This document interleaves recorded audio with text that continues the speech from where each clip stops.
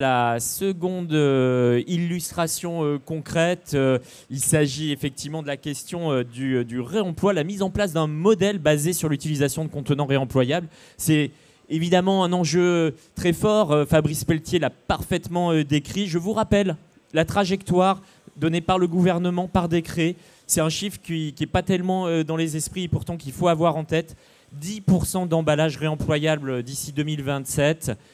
Voilà, actuellement, la part de réemployable est inférieure à 1%, donc la marche est haute, elle est très haute. Les initiatives se multiplient, pour n'en citer que deux. En janvier dernier, l'enseigne Biocoop a annoncé des objectifs en matière de consignes très significatifs, atteindre 470 points de collecte d'emballage réemployable partout en France, 470 points contre 173 actuellement. Donc ceci...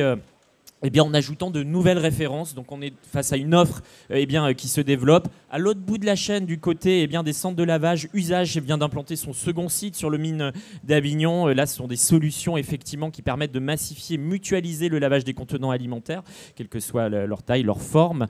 Une entreprise qui vient de réaliser une levée de fonds parce que l'enjeu, ça va être de mailler l'activité sur tout le territoire.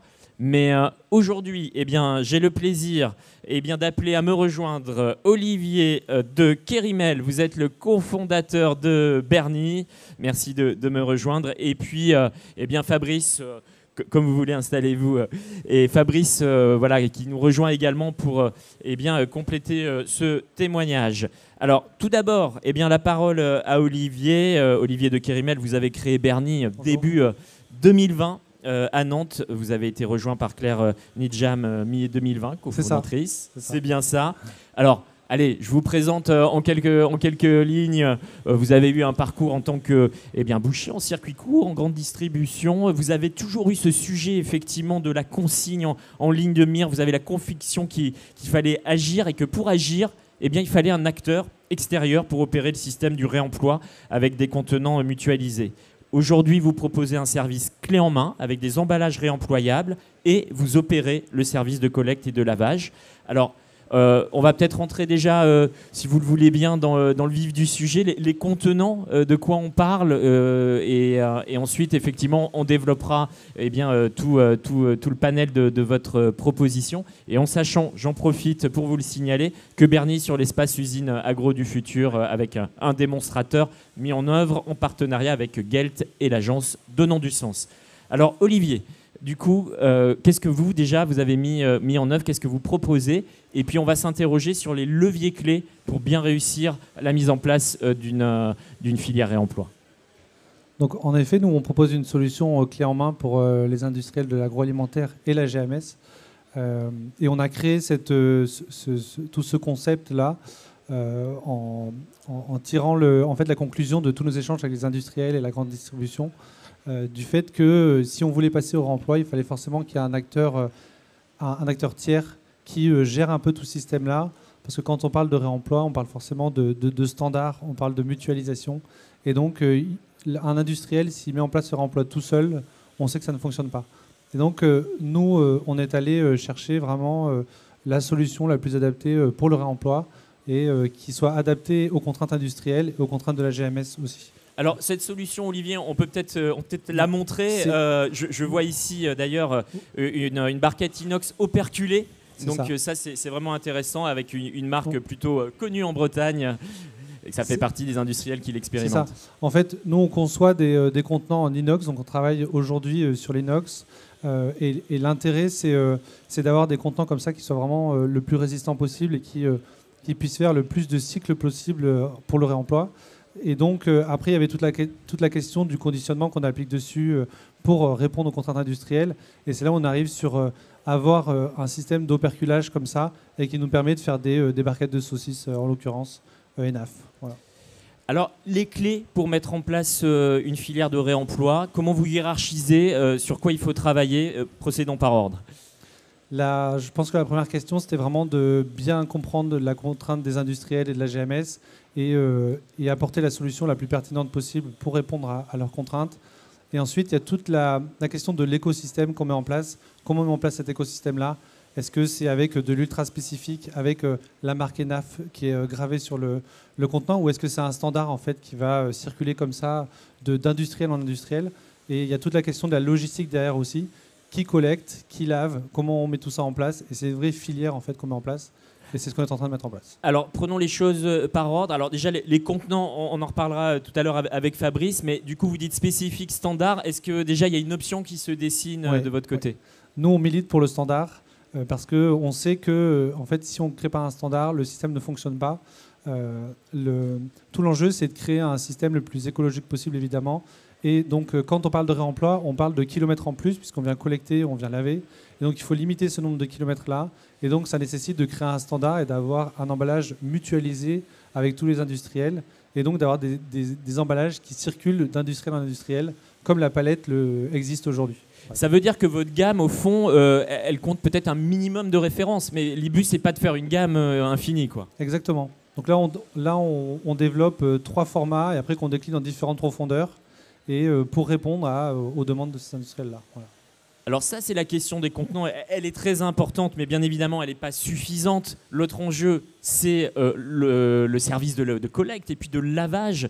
Il faut éviter évidemment qu'un contenant réemployable traverse la France pour être lavé et puis revenir chez l'industriel. Comment ça s'organise, ce maillage ? C'est toute la complexité et c'est tout notre métier aujourd'hui. C'est justement dans l'optique de créer une solution clé en main. C'est faire en sorte que l'industriel n'ait pas à gérer cette collecte, ce lavage-là. Donc nous, c'est ce qu'on met en place. On s'appuie aussi sur des réseaux de laveurs. Donc il y a de plus en plus de laveurs qui se créent en France et qui créent cette filière aussi de lavage pour le réemploi. Et d'un point de vue collecte, là, c'est toute la mutualisation des collectes qu'on est en train de mettre en place avec la consigne des bouteilles, en l'occurrence. Et l'enjeu, c'est de pouvoir mailler tout le territoire le plus vite possible pour que les industriels puissent en fait distribuer leurs produits au national. Alors, c'est important aussi de comprendre que vous opérez la collecte, le lavage, mais ce n'est pas vous physiquement, c'est-à-dire que vous appuyez sur des tiers, des partenaires en fait. On s'appuie beaucoup sur des partenaires. Donc, nous, on fait fabriquer les contenants, donc ils sont fabriqués en Normandie. Ensuite, on a un réseau de collecteurs, on a un réseau de laveurs aussi. Nous, on fait vraiment opérer tout le système et s'assurer de la traçabilité, de la qualité, de la consignation, de la déconsignation et la mise en place du process aussi en magasin. Vous en êtes où aujourd'hui sur ce maillage du territoire? Alors vous êtes parti à Nantes, il y a eu des premières expérimentations dans des super U de la région nantaise. Vous allez nous en dire 2 mots, quels ont été les résultats? Et puis surtout aujourd'hui, vous en êtes dans le déploiement? Tout à fait, on a commencé par l'enseigne U. Ensuite, on a fait Intermarché et Leclerc. Là, on va commencer Carrefour et Casino. On est une start-up nantaise, donc on a commencé par la région nantaise. On va bientôt arriver en région parisienne et probablement en région lyonnaise. On est au début de l'activité, donc on a mis en circulation 15 000, 20 000 contenants. On va arriver à 300 000 contenants à la fin de l'année qui sont mis en circulation, comme ça, aussi bien pour l'usage GMS que pour l'usage industriel. Et les retours qu'on a des consommateurs on a 2 retours très positifs. C'est le taux de retour. On nous pose souvent la question de est-ce que le consommateur rapporte le contenant? On est aujourd'hui entre 60 et 80% de taux de retour. On arrive même à le pousser à 85% de temps en temps. Et après, l'autre enjeu, c'est la consigne qu'on applique dessus. Il faut savoir que sur un contenant comme ça, de petite taille, avec quand même une consigne de 2 €, ça peut paraître conséquent. Mais en fait, aujourd'hui, les consommateurs nous font le retour de je sais que je vais me faire rembourser rapidement. Donc, ce n'est pas une question, le montant de la consigne. Alors, il faut aussi peut-être préciser que d'ores et déjà des entreprises, des industriels ont expérimenté et finalement sont dans les starting blocks. Alors, je ne sais pas exactement ce que l'on peut dire, mais ce que l'on peut dire, ce qui est sûr, c'est que vous êtes une start-up qui a été accélérée par le programme Futura Agro avec des partenaires industriels, Sodebo, la charcuterie Petit Gaz et Brioche Fontenot. Donc, on peut imaginer évidemment que ces industriels ont testé vos contenants. Il y en a d'autres? Tout à fait, il y en a d'autres. On a beaucoup de sollicitations de la part des industriels justement pour mener des essais. Donc là, c'est ce qu'on est en train de faire.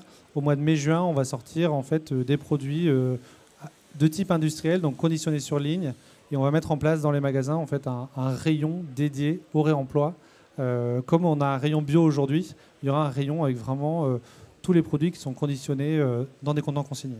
Et donc, ça sera dans un magasin en particulier Dans 2-3 magasins en région nantaise, et puis après, on va le déployer sur les autres magasins. D'accord. Et donc là, c'est une annonce, on peut estimer que cette marque sera présente Je ne sais pas si NAF sera prêt à ce moment-là, mais en tout cas, il y en a qui seront prêts. Alors, On a vu effectivement la question des contenants, la question du maillage. Avant de donner la parole à Fabrice, je voudrais quand même soulever une question de fond parce que bien sûr il y a des enjeux techniques, c'est une filière à mettre en place. On a vu que la trajectoire des 10% en 2027, c'était une marche importante, la marche est haute. Mais au fond, comment convaincre de l'intérêt du réemploi, comment convaincre les entreprises parce que finalement c'est les metteurs en marché qui vont avoir la responsabilité d'y aller ou pas. Tout à fait. Aujourd'hui, en GMS, comment on les convainc? C'est vraiment un service qu'ils mettent à disposition de leurs consommateurs. Donc c'est aussi attirer une nouvelle clientèle, fidéliser une clientèle. Ça permet aussi de premiumiser le produit. En fait, dans un contenant inox, ça fait quand même un produit beaucoup plus présentable. Donc il y a tous ces aspects-là qui entrent en jeu. On n'a pas encore l'aspect économique. On n'arrive pas à offrir un service qui soit encore moins cher qu'un emballage à usage unique, faut être honnête. Mais il y a tous les aspects de services qu'on propose aux consommateurs. Alors justement, est-ce que c'est bien, c'est l'enjeu, cette accessibilité liée au prix, pour éviter que ça soit finalement des produits de niche, c'est pas le but. C'est l'enjeu en fait, et c'est pour ça qu'on travaille aussi sur un réseau de collecte. Le plus onéreux, c'est vraiment la collecte, aller récupérer les contenants un peu partout sur le territoire. Plus on va mutualiser, plus on va réussir à réduire ce coût-là, et on va arriver sur vraiment l'équivalent de ce qu'on peut payer aujourd'hui pour acheter un emballage à usage unique. Merci Olivier, on va revenir vers vous. Je me tourne vers Fabrice. Vous contribuez pour le compte de Citeo à l'élaboration de cette filière réemploi. Citeo en 2021 avec le réseau Consigne a réuni différents industriels, a créé des groupes de travail. En fait, des tests en 2022 vont être réalisés notamment sur l'alimentarité de certains emballages réemployables, vérifier les usages par les consommateurs. On peut dire que le groupe de travail avance. D'ailleurs, il y a des résultats qui sont attendus très prochainement, Fabrice. Oui, c'est exactement ce qui est dit. Enfin, pour moi, il ne fait aucun doute que le succès du réemploi passera par la mutualisation. Je vais vous donner un exemple. Déjà, il y a une règle dans le commerce, ça s'appelle la libre circulation des marchandises, c'est le traité de Rome.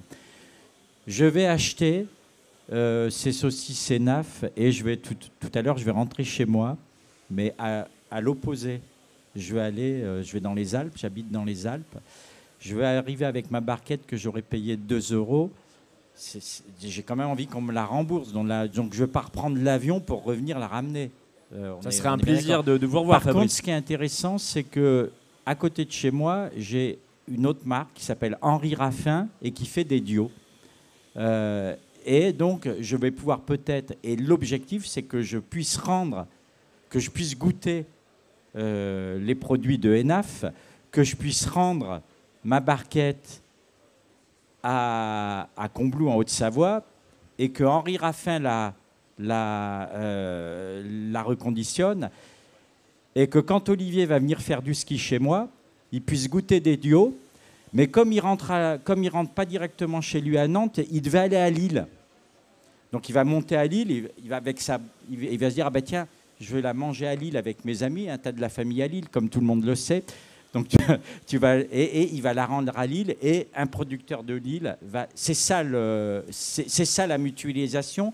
La mutualisation, ça va être de faire que les emballages standardisés. Alors standardisé, qu'est-ce que ça veut dire? C'est pas le retour à la République communiste stalinienne. Standardisé, ça veut dire, et d'ailleurs industriellement tout est standardisé, ça veut dire beaucoup de choses. Ça veut dire qu'il faut standardiser de manière à ce que ça passe d'abord sur les lignes de nos producteurs. C'est-à-dire de définir des formats, de définir des spécificités pour que ça passe sur toutes les lignes. Standardiser, pourquoi? Parce que pour que ça soit lavé, et effectivement que ça, à Lille, en Haute-Savoie, à Nantes, à Marseille et à Strasbourg, on ne va pas avoir des systèmes de nettoyage différents, donc que ça puisse passer dans tous les systèmes de nettoyage. Standardiser, pourquoi aussi? C'est qu'on ne va pas faire que laver, on contrôle. Parce que l'objectif du réemploi, c'est de livrer in fine aux producteurs des emballages réemployables qui ont exactement les mêmes qualités que des emballages neufs. Il ne doit pas y avoir la moindre différence, sinon ça ne passera pas sur les machines, ça ne passera pas dans les tests, etc.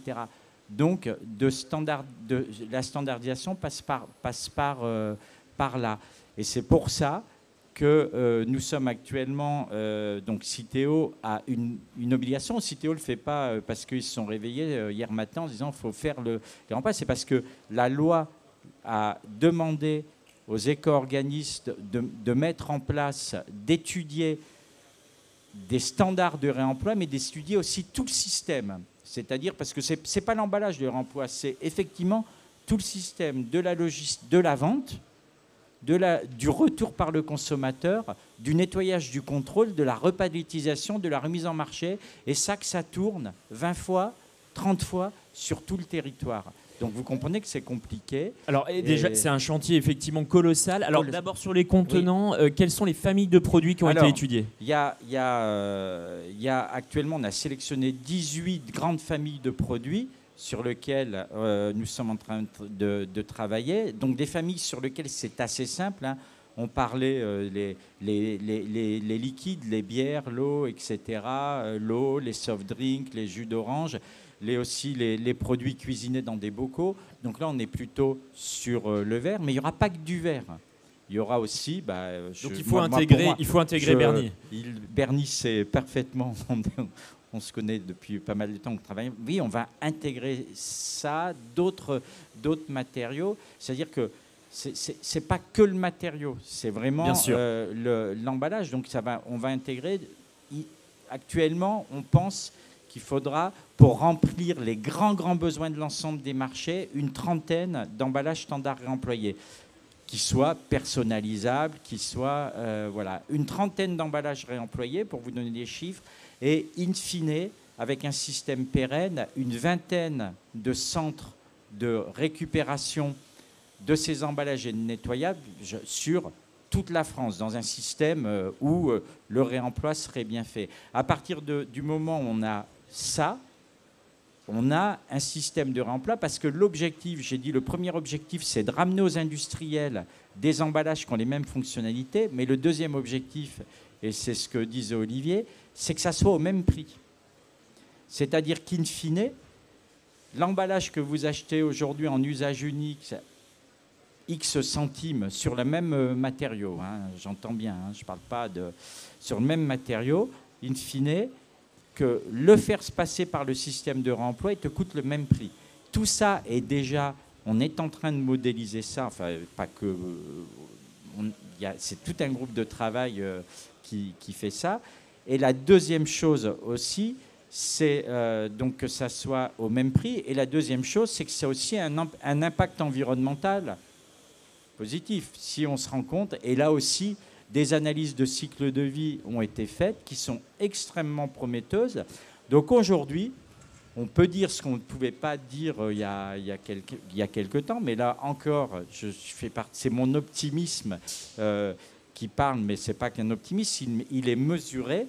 Il est de vous dire que je pense que le réemploi avec des emballages standardisés, un maillage correct du territoire de récupération, les bons emballages bien faits, je suis en train effectivement de les travailler. Pour les travailler, je visite des usines dans toute la France. Donc ce n'est pas très bon pour mon impact environnemental, mais c'est comme ça, elles sont dans toute la France. On va y arriver. On va y arriver parce que écologiquement, économiquement, c'est viable. Et à tous les grincheux qui disent effectivement, et c'est la seule manière, parce que l'idée, encore une fois, ce que j'ai dit ce matin, c'est que pour limiter l'usage unique, il va falloir passer à l'usage multiple. Et donc je souligne le travail de précurseurs comme Bernie, parce qu'ils ont choisi un matériau, et je le vois encore une fois, tous les jours, quand je vais dans les usines, je dis, les usines, c'est des énormes tuyaux d'inox. Il n'y a que de l'inox dans les usines. On ne prépare que de l'inox. Pourquoi on va faire une rupture à un moment dans le conditionnement? Une usine, toutes vos usines, c'est de l'inox. Donc, et par contre, quand je dis, on va mettre des produits alimentaires dans de l'inox, des emballages, on se rend compte que le marketing pète un câble. Il se dit, non, mais c'est pas possible. Et, attendez, ça sort d'inox, pourquoi Donc on doit pouvoir y arriver. Il y a un vrai changement culturel, effectivement, en ligne de mire. Je me tourne vers Olivier parce que un point important que vous avez souligné, Fabrice, c'est effectivement de rendre objectif l'intérêt environnemental. Et justement, sur vos contenants inox, ça a été le travail de l'agence Donnons du Sens qui a réalisé une étude d'impact. C'est quoi les chiffres, du coup? Quel est le résultat? On sait aujourd'hui qu'en fait, à partir du moment où on dépasse les 20 cycles, on devient plus vertueux. Des 20 cycles. Des 20 cycles. Or, vous prévoyez 40 cycles d'utilisation. Nous, on prévoit même 100 cycles. On n'a pas encore atteint ce nombre de cycles-là puisqu'on a lancé l'activité il y a 1 an. Mais on sait que normalement, on pourrait aller au-delà de 100 cycles même. Et donc, dès qu'on passe les 20 cycles, on sait qu'on est plus avantageux. C'est même... Vous verrez les études là qui ont été faites. Ça dépend du produit, hein, ça dépend du contenant. Bien sûr. Mais sur un système pérenne déjà avec 5 centres mutualisés, vous verrez que c'est bien avant 20 cycles qu'on est. Donc c'est vraiment des belles perspectives. Ce qu'il faut, c'est que les emballages aient la capacité de tourner 20 cycles, mais il faut faire la différence. Mais le bilan carbone du cycle le bilan, même l'impact environnemental du cycle est très très rapidement par rapport au premier cycle ou à un cycle d'usage unique est extrêmement rapidement positif. Mais ça nécessite en fait aussi de limiter le nombre de kilomètres. C'est tout l'enjeu. Oui. Ça ne passe que par la mutualisation. Ouais. Quand on parle de réemploi, il y a forcément plus de kilomètres. Et c'est là où, dans la CV, on a mis l'hypothèse. Nous, on a mis l'hypothèse de 250 km maximum entre le point de collecte et le point de lavage. Donc ça nécessite en effet de mailler le territoire avec des centres de lavage. Et le chiffre qu'a donné Fabrice, je crois que c'est une vingtaine de centres de collecte. C'est ce que vous estimez à l'heure actuelle. Mais pour un système de réemploi mutualisé. Après, rien n'empêche d'avoir des systèmes privés, c'est-à-dire où des grosses marques, des énormes marques qui ont la capacité, parce qu'il y a 2 choses, il y a soit il y a des grands metteurs en marché et des plus petits metteurs en marché, des PME agroalimentaires, etc., qui ne vont pas avoir la capacité de faire eux-mêmes leur système. Mais des énormes metteurs en marché, type Coca-Cola, peuvent se dire à un moment qu'ils ils ont la capacité de faire leur propre système. Et de la même manière que des vendeurs régionaux, c'est-à-dire à partir du moment où vous avez une implantation locale et une distribution locale, vous pouvez tourner régionalement avec des... Donc il va y avoir plusieurs modèles dans le modèle. Plusieurs modèles. Le modèle de réemploi mutualisé est complémentaire et ne sera pas le seul modèle de demain. Voilà, les modèles ne vont pas s'opposer. Olivier, vous êtes parti sur un maillage idéal qui serait de combien de centres Nous, on est sur en effet une vingtaine aussi, parce qu'on a cette limite de 250 km. Et nous, on a l'intérêt d'aller plus vite sur le territoire national, parce que comme on discute avec des industriels de l'agroalimentaire, on ne peut pas leur dire en fait, vos produits, vous allez les distribuer qu'en Vendée. Ça ne fonctionne pas. Donc il faut qu'on aille très vite sur le national et donc mailler tout ce territoire-là avec des centres de lavage. Exactement, c'est l'enjeu du déploiement au national. Merci pour ces éclairages. J'aimerais ouvrir le temps des questions-réponses. Je vous rappelle que la conférence est diffusée également sur mysefia.com. N'hésitez pas à vous manifester. J'imagine que vous avez des interrogations sur cette filière réemploi en pleine émergence. Est-ce qu'il y a des questions? Oui. Madame, un micro va vous être proposé. N'hésitez pas à vous présenter avant de poser votre question. Merci. Bonjour, Camille Leblanc, assistance administrative de la RVD. Je voulais savoir comment on fait pour intégrer un centre de mutualisation comme ça. Alors aujourd'hui, le travail qui est en train de faire, c'est de dessiner le modèle.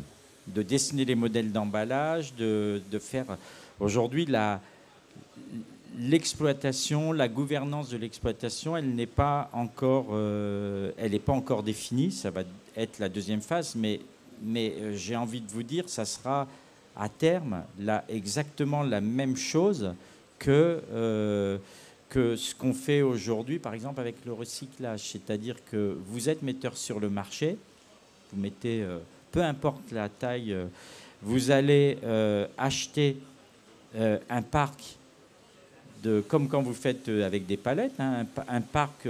Alors, ce ne sera pas forcément ce modèle, mais j'essaie de vous dessiner un modèle pour que vous compreniez un parc d'emballage réemployable. Et puis, vous allez recommander, refaire une commande, mais au lieu de recevoir des emballages, donc ils seront consignés, vos emballages réemployables. Imaginez, vous en achetez 1 million. On sait que vous aurez de la perte, qui est pas énorme, hein, ça dépend de produit. À terme, elle ne sera pas énorme. On sait qu'il y aura aussi de la perte, de la casse, c'est-à-dire de la perte naturelle, surtout quand le système sera pérenne, parce qu'à partir du moment où un emballage tourne 20 fois, en fonction de ses rotations, ces 20 fois, ce n'est pas 20 ans. Ça va être beaucoup moins de 20 ans. Donc on sait voir combien de tours font ces emballages. Je vous recommanderai vos emballages. Vous paierez vos emballages comme vous les payez normalement, mais ça sera un achat d'emballage réemployable et non un achat d'emballage à usage unique.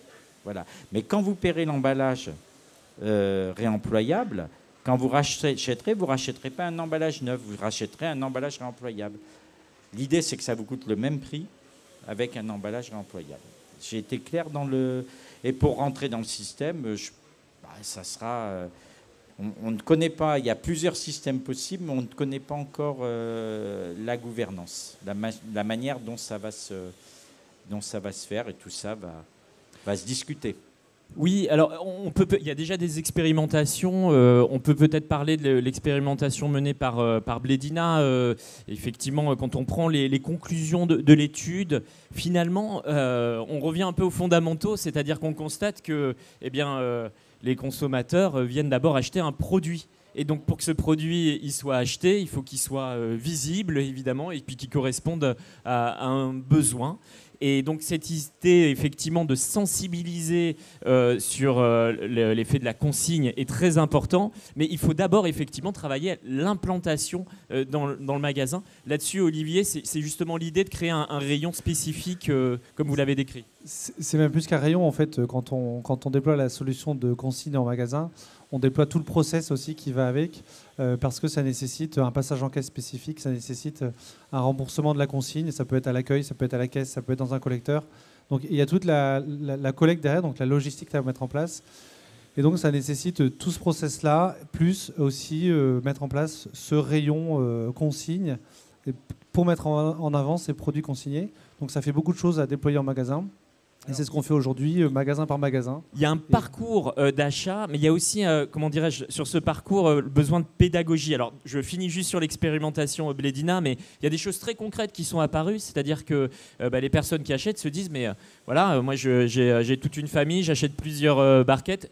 Où est-ce que je les mets chez moi, au domicile, comment je les traite? Est-ce que je dois les laver à fond, un petit peu, pas du tout? C'est des choses très concrètes, mais qui se posent, Fabrice. Oui, absolument. On travaille effectivement là-dessus, parce qu'il faut quand même... alors, c'est ce que je disais tout à l'heure, c'est voir plus loin. Aujourd'hui, on apprend en marchant, mais quand on essaie de voir plus loin, il faut se dire que peut-être que demain, on n'aura pas forcément besoin de réemploi sur certains marchés, parce qu'il y a des marchés qui ne seront que sur le réemploi. Oui. C'est-à-dire avec des emballages. C'est un petit peu comme je disais le e-commerce. Donc, voyons un peu plus loin sur des marchés qui sont que sur le réemploi. Donc, les emballages, d'abord, réemployables seront identifiables, c'est-à-dire on les reconnaîtra. Ils peuvent être mélangés dans les linéaires avec des emballages non réemployables. C'est simplement quand vous passerez en caisse que la caissière comprendra. D'ailleurs, vous faites aujourd'hui avec SodaStream. Quand vous achetez du SodaStream, vous payez bien une consigne. Si vous ramenez, on vous enlève la consigne. Donc, après, je disais justement à un journaliste hier, je disais, regardez, il y a quelques années, on a interdit les sacs de caisse. Maintenant, on a quasiment tous nos cabas. Et il me disait, oui, mais c'est compliqué, ramener. Je lui dis, mais qu'est-ce que ça vous change d'aller dans un magasin avec quelques emballages consignés, c'est-à-dire le cabas bien moins lourd que ce que vous l'aviez quand vous avez... Finalement, c'est qu'une petite habitude qui va changer. Donc, ramener ces emballages, ce n'est pas une contrainte énorme, c'est pas plus sûr. Alors, je dis ça d'autant plus que chez moi, je suis en apport volontaire, en Moloc. Je comprends pour les gens qui ont la poubelle à leur porte, ça se passe. Mais pour les gens qui mettent leurs déchets dans des molocs, et d'ailleurs le verre est souvent en apport volontaire comme ça, bah, tu mettras tes emballages, au lieu de les mettre dans le bac vert qui est souvent à quelques centaines de mètres de chez toi, tu le ramèneras dans ton magasin. Je vois pas tellement fondamentalement ce que ça change dans la vie. En effet. C'est déjà le cas avec Olivier. le recyclage du verre. En fait, c'est déjà le cas. Le consommateur aujourd'hui ne conçoit pas de jeter du verre dans sa poubelle ménagère. Donc ça ne change rien. Il va au bout de la rue ou il va au collecteur de verre. Et c'est une habitude qu'on a pris et maintenant ça nous paraît normal en fait. Ah ouais. En effet. Sur la question, vous avez soulevé ce point, Fabrice, de distinguer les emballages. Alors, par exemple, dans les boissons, comment on va faire? Parce qu'il peut y avoir quand même des similarités. Vous avez complètement raison. Ce sur quoi je travaille, c'est ce que je disais. Je ne suis pas en train de travailler. Et ce que je propose aux metteurs en marché, ce qui va être dévoilé assez prochainement, c'est pas la République communiste stalinienne. C'est-à-dire que moi, je travaille et j'ai démontré, et je démontre aux gens qui font partie, il y a une quarantaine, plus de 40 ou même plus de personnes qui font partie de cette marque et distributeurs qui font partie de cette expérimentation, c'est que la différenciation de la marque se fera de la même façon. Et d'ailleurs, je leur dis, je vais pas, voilà, ça se fera de la même façon. Donc, ne pensez pas une minute que système de mutualisation, c'est une standardisation. Vous avez tous le même truc. Certes, la forme de l'emballage reste la même. Et d'ailleurs, il n'y a pas un industriel qui, quand il a investi dans sa forme d'emballage, il sait combien ça lui coûte de la changer, donc il ne va pas la changer. Donc l'idée, c'est quand même de ramener des emballages qui vont passer sur toutes les lignes, mais d'avoir des capacités de différenciation qui sont exactement les mêmes. Je vais juste vous donner un exemple pour vous dire que ça passe de façon indolore. Toutes les boîtes de conserve sont les mêmes, ça n'empêche pas les marques de se démarquer. Toutes les briques alimentaires sont les mêmes, ça n'empêche pas les marques de se démarquer. Et je vais aller plus loin, les minéraliers qu'on déforme avec du PET ou du verre, excusez-moi, ils ont tous la même canette. Ça ne les empêche pas de se démarquer. En effet, Fabrice. Donc, et on voit bien l'exemple, voilà. Effectivement, ici, concrètement. Alors, quand même, à une différence près, c'est que le modèle, c'est plutôt l'industriel qui achète le contenant. Là, Olivier, vous me dites, là, on n'achète pas les contenants. C'est le modèle qu'on a mis en place parce qu'en échangeant avec les industriels, on a réalisé qu'eux ne pouvaient pas changer de métier et passer sur un métier de j'investis dans un parc de contenants et je gère mon parc, je le lave, je le collecte et s'il y a un problème de non-retour, je dois le remplir. Donc c'est pour ça qu'on a fait ce modèle-là. En fait, c'est Berny qui investit dans un parc de contenants et nous on le met à disposition. On met à disposition ces contenants-là aux industriels ou à la GMS. Et on facture uniquement en fait que le service de collecte, de lavage et de gestion de la consigne. Qui est, j'imagine, lié au volume traité. Qui est lié au volume, qui est lié à la géographie aussi, parce qu'il y a la collecte, donc il y a beaucoup de paramètres. Ouais. D'accord, entendu, c'est clair. Nous avons le temps pour une question encore. Oui, madame, n'hésitez pas à vous présenter avant de poser votre question. Oui, merci. Bonjour, Cécile Giraudot, l'INALICO, qui fait de l'aide aux PME pour l'innovation. J'avais une question par rapport à la sécurité alimentaire, au départ sur le sertissage et la fermeture, et aussi sur les questions de lavage. Comment vous maîtrisez ces cycles-là? Tout à fait. Alors après, il y a toute la question sur le sertissage déjà, toute la question du design. Il faut qu'on mette, nous on conçoit des contenants justement qui soient le plus facilement lavables possible. On avait des bords roulés par exemple au départ et en fait on a dû faire un bord plat parce que sinon il y avait de l'eau qui restait dedans au lavage. C'est des détails comme ça. Et ensuite sur le lavage, on fait appel à des laveurs professionnels qui lavent de la vaisselle, qui sont déjà dans les hôpitaux, dans la restauration collective. Et c'est pour ça qu'on s'appuie aussi sur le matériau inox parce que c'est un matériau qui est le plus sûr en termes de lavage. Et après, on a énormément de contrôle aussi, de contrôle qualité, de microbio, contrôle allergène aussi. Donc on fait plein de contrôles pour s'assurer qu'on ne vous renvoie pas à un contenant qui soit risqué. C'est des lavages qu'on peut qualifier de stérilisants, pasteurisants. Tout à fait. Et en plus, on rajoute un système de traçabilité dessus. Donc chaque contenant est identifié de manière unique. Aujourd'hui, c'est un QR code. Et on peut savoir exactement chaque contenant, par où il est passé, quel a été le dernier process de lavage. Et s'il y a le moindre problème, on peut remonter au process de lavage. C'est effectivement tout ce qui Fabrice. est étudié, ce que je disais tout à l'heure dans le système mutualisé, c'est de remettre à l'industriel remplisseur un emballage, par exemple, qui aurait contenu des cacahuètes et qui va servir à contenir autre chose, que je puisse vous le garantir sans allergène. Donc, il y aura, j'irai même plus loin, on va jusqu'à se dire, un produit qui a contenu du halal, qui peut contenir ou qui a contenu autre chose, qui aurait contenu du kasher et qui va après contenir du halal. Vous voyez là le problème, et ça, on va le certifier. C'est-à-dire qu'on est en train on va mettre en place des cahiers des charges, des procédures de nettoyage, de contrôle, pour qu'on soit certifié bio, certifié ce dont on doit être certifié. Encore une fois, l'idée, c'est de pouvoir ramener systématiquement des emballages réemployables chez un industriel qui ont les caractéristiques d'un emballage neuf à usage unique que vous auriez utilisé. Donc vous pouvez vous dire que les batteries de contrôle en sortie de centre de lavage seront ISO aux batteries de contrôle en sortie d'usine de production de neuf à usage unique. Et tout ça, in fine, qui doit arriver au même prix. Voilà l'enjeu. Voilà. Merci Fabrice. Une dernière question. Alors, courte question avant d'enchaîner sur la prochaine séquence, et je demanderai des réponses courtes à Fabrice et Olivier. Le micro pour madame. D'ici combien de temps ça risque d'être mis en place, ces systèmes-là? Bernie, il est déjà en place, hein, donc ça fonctionne. Hein. Ouais.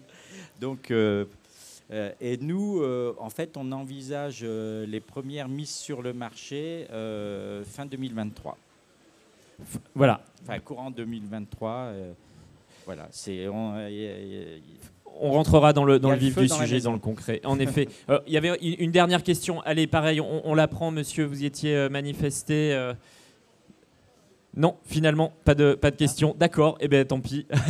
On continue, on remercie chaleureusement Olivier et Fabrice. C'était vraiment des échanges passionnants sur ces boucles de réemploi en cours de construction, des filières en pleine émergence.